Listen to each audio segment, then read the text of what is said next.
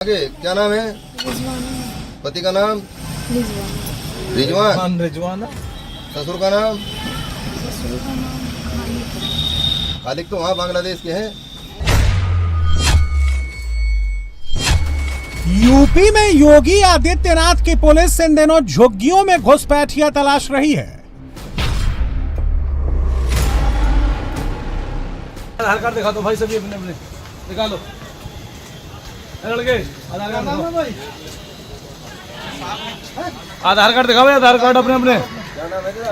आधार card का सभी आधार card निकाल लो भाई।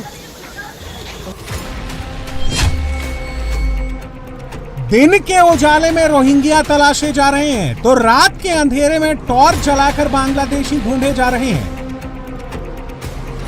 यूपी की झुग्गी बस्तियों में एक एक संदिग्ध को चिन्हित किया जा रहा है। बांग्लादेश के तो नहीं हो? नहीं सर, नहीं। झूठ मोल मशीन पकड़ने वाली मशीन लगाओ भाई इनकी पीठ पे। हाँ तो उधर उधर को दिखाओ, उधर को मशीन लगाओ इनकी पीठ पे। बोलो कहाँ के? बांग्लादेश के। मशीन तो बांग्लादेश बता रही है। बिहार, जोकीहाट, अररिया जिला।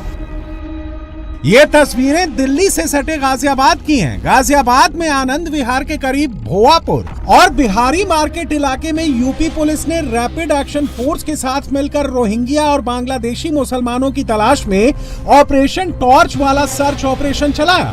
भोवापुर और बिहारी मार्केट की झुग्गी बस्ती के एक एक बाशिंदे के कागज चेक किए गए। हमारे पास आधार कार्ड है। अरे मुल्ला जी बैठा रखा है। दिखाओ आधार कार्ड लेकर बांग्लादेश से। ये सब वही है। अरे मुल्ला जी अररिया के। बांग्लादेश वाला कौन है? गाजियाबाद के भोवापुर और बिहारी मार्केट में जो भी मिले उन्होंने बिहार के एक ही जिले का नाम लिया, अररिया। कहाँ के हो रहने वाले? बिहार। सब बिहार के हैं क्या? कहाँ के? कहाँ के रहने वाले? हम लोग हाँ। तो बिहार के लोग हैं। कहाँ? कौन सा जिला? सब अररिया से ही हैं। इकट्ठे आए थे क्या? अररिया से अलग भी नाम पता है कुछ? गांव मोहल्ला कुछ? भैया इतना पता नहीं। गाँव बताओ कौन सा अररिया का? अररिया ही पता है हमको। अररिया जिला। अररिया रटवा दिया इन सब। अररिया, अररिया, अररिया। गाजियाबाद में पुलिस और आरएफ के सर्च ऑपरेशन में जिस अररिया का नाम आया वो बंगाल से सटा हुआ बिहार का मुस्लिम बहुल जिला है, जहां की आबादी में आधे हिंदू और आधे मुसलमान हैं। झुग्गी बस्तियों में रहने वाले सभी लोगों के पास आधार कार्ड हैं। पुलिस तब दंग रह गई जब झुग्गियों में पासपोर्ट भी मिले। इसमें पटना लिख रहा, इसमें बनवा लिया, लिखा है पासपोर्ट तक बनवा लिया जी। गए जा ही नहीं पाए। तो बिहार से कब आए थे यहाँ? बिहार से तो काफी साल हो गया है। कितने साल? जब पैदा हुए थे तो यहाँ आके काम कर रहे थे, फिर बड़े हुए कमा के घर गए। कौन से वाली झुग्गी है? ये वाली। ये सिर्फ गाजियाबाद में नहीं हो रहा, लखनऊ में भी घुसपैठिया खोजे जा रहे हैं। बनारस में भी जांच पड़ताल शुरू हो चुकी है। कानपुर में भी ऑपरेशन टॉर्च ऑन है। योगी आदित्यनाथ ने घुसपैठ के विरुद्ध एक युद्ध शुरू किया है। इसका एक हिस्सा ऑपरेशन टॉर्च है और दूसरा हिस्सा डिटेंशन सेंटर है। योगी ने विधानसभा में खड़े होकर कह दिया है कि एक भी घुसपैठिए को यूपी में नहीं रहने देंगे। अब बांग्लादेशी को यहां से निकालेंगे और रोहिंग्या को यहां से बाहर का रास्ता दिखाएंगे तो उनके समर्थन में मत आना, क्योंकि उनमें से बहुत सारे लोगों के वोट आपने बनवाए हैं। उनके बहुत सारे लोगों के लिए आधार भी बनवाने का पाप किया है आप लोगों ने। इसलिए इन चीजों को ध्यान में रखना और एक एक चीज की स्क्रीनिंग होगी। बहुत प्रभावी कार्रवाई करेंगे। हमारे ही देश में रह करके ही हमारे लोगों के खिलाफ अपराध और वहां पे निर्दोष हिंदुओं पर अत्याचार करोगे, निर्दोष सिखों पे अत्याचार करोगे, ये स्वीकार्य नहीं हो सकता है। एक तरफ यूपी में एसआईआर चल रहा है जो आखिरी चरण में है, दूसरी तरफ घुसपैठ के विरुद्ध यूपी पुलिस का जबरदस्त एक्शन भी जारी है। घुसपैठिया भगाओ अभियान योगी ने ऐसे समय शुरू किया है जब यूपी में वोटर लिस्ट की साफ सफाई चल रही है। प्रधानमंत्री नरेंद्र मोदी के संसदीय क्षेत्र वाराणसी में भी ऑपरेशन टॉर्च के जरिए बांग्लादेशी और रोहिंग्या घुसपैठियों की पहचान की जा रही है। तो पिताजी आपके बढ़िया हो गए? कब से यहाँ पे हो? हमारा पैदाइश, अरे 30-35 बरस हो गया। हमारा यहीं पैदाइश हुआ। कुछ आधार को डॉक्यूमेंट है तुम्हारे पास? क्या है दिखाओ। कानपुर के कल्याणपुर में ऑपरेशन टॉर्च रात के अंधेरे में चला। झुग्गियों में जब सोने का टाइम था तब पुलिस ने आईडी कार्ड्स और डॉक्यूमेंट्स चेक करने शुरू किए। चेकिंग के बाद सभी लोगों को अपने अपने पहचान पत्र थाने में जमा करने को कहा गया। क्या करते हैं? जो तो हमारे दवाई लिए तो आज हम रुक गए। अच्छा, आप लोग कहाँ होते थे? मम्मी यहाँ रहती हैं? हाँ, क्या करती हैं? दो करिए मंदिर पे बैठी रही। आधार कार्ड दिखाओ तुम्हें, वो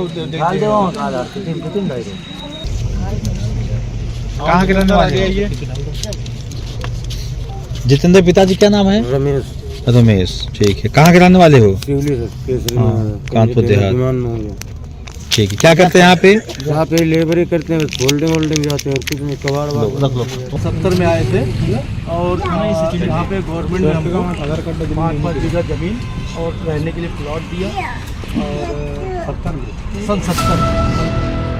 घुसपैठियों के अंदर धीरे धीरे ऑपरेशन टॉर्च का खौफ छाने लगा है। इससे बड़ा खौफ डिटेंशन सेंटर में भेज दिए जाने का है। घुसपैठिए की पहचान के लिए यूपी पुलिस 3 चीजें कर रही है। नंबर 1, आधार कार्ड की जांच सबसे पहला स्टेप है। नंबर 2, शक होने पर फेस रिकॉग्निशन टेक्निक यूज की जा रही है। नंबर 3, फिंगरप्रिंट लेकर अपराध का रिकॉर्ड चेक किया जा रहा है। घुसपैठिए की पहचान हो जाने के बाद क्या होगा? यूपी में डिटेंशन सेंटर की चर्चा बहुत है, लेकिन अभी तक कोई डिटेंशन सेंटर रेडी नहीं है। यूपी में किसी भी घुसपैठियों को डिटेंशन सेंटर में रखे जाने की कोई ऑफिशियल इंफॉर्मेशन अभी तक शेयर नहीं की गई है। घुसपैठिए की पहचान और उसे बाहर का स्टेप बाय स्टेप प्रोसेस ये है। यूपी पुलिस सबसे पहले नेगेटिव लिस्ट तैयार करेगी। नेगेटिव लिस्ट हर जिले के निर्वाचन अधिकारी यानी डिस्ट्रिक्ट मजिस्ट्रेट को सौंपी जाएगी। एसआईआर में फाइनल वोटर लिस्ट बनाने से पहले नेगेटिव लिस्ट से मिलान किया जाएगा। नेगेटिव लिस्ट वाले लोगों को अपनी पहचान साबित करने का मौका दिया जाएगा। पुलिस जो नेगेटिव लिस्ट बनाएगी उससे आधार समेत सभी आईडी पर रोक लगेगी। यूपी पुलिस की नेगेटिव लिस्ट पूरे देश में शेयर की जाएगी ताकि संदिग्ध व्यक्ति कहीं और जाकर दूसरे नाम से ठिकाना ना बना ले। जब भी कोई हैंकड़ी दिखाता है तो उसकी हैंकड़ी को ठीक करने का काम भी सरकार का होना चाहिए, और यही हमारी पद की शपथ भी है। एक सज्जन को सुरक्षा, लेकिन दुर्जन को ठिकाना लगाने का काम। परित्राणाय साधूनाम विनाशाय च दुष्कृताम्, यही तो है, और इसी के लिए बैठे हैं। भजन करने के लिए थोड़ा बैठे हैं। भजन करना तो हमारे पास मठ पर्याप्त है, उसी में कर लेते हैं। योगी आदित्यनाथ बांग्लादेशी घुसपैठियों से एक और वजह से गुस्से में हैं। बांग्लादेश में जिस तरह से एक हिंदू दलित दीपू चंद्र दास की मॉब लिंचिंग के बाद हत्या कर दी गई, उससे योगी बहुत नाराज हैं। योगी आदित्यनाथ अपनी नाराजगी छिपा नहीं रहे, बल्कि खुलकर बोल रहे हैं। बांग्लादेश में हिंदू दलित दीपू चंद्र दास की जघन्य हत्या के खिलाफ पूरे देश में आक्रोश है। योगी आदित्यनाथ उस आक्रोश के फेस बन गए। देखो, बांग्लादेश में एक दलित नौजवान को कैसे जला दिया गया। आप लोग गाजा पट्टी में होने वाले किसी भी उस पर आंसू बहाते हैं, लेकिन आपकी जबान से एक शब्द नहीं निकल रहा है, क्योंकि एक दलित नौजवान मारा गया बांग्लादेश में, और उस नौजवान के मरने पर आपकी जबानें सिल चुकी हैं, क्योंकि आप उसको केवल वोट बैंक के रूप में इस्तेमाल करते हैं। ये राजनीति नहीं है पांडे जी, ये राजनीति नहीं है, ये वो सच्चाई है जो आपकी तुष्टीकरण की नीति है, जिसके कारण बांग्लादेश बना है। अगर बांग्लादेश पाकिस्तान नहीं बना होता, इस तरीके से हिंदू नहीं जलाया होता। योगी का मॉडल पूरे देश के लिए नजीर बनता है। योगी का बुलडोजर कम से कम 20 राज्यों में हिट है। योगी आदित्यनाथ का बटेंगे तो कटेंगे वाला नारा हरियाणा में चला, फिर महाराष्ट्र में चला, दिल्ली में चला, बिहार में चला।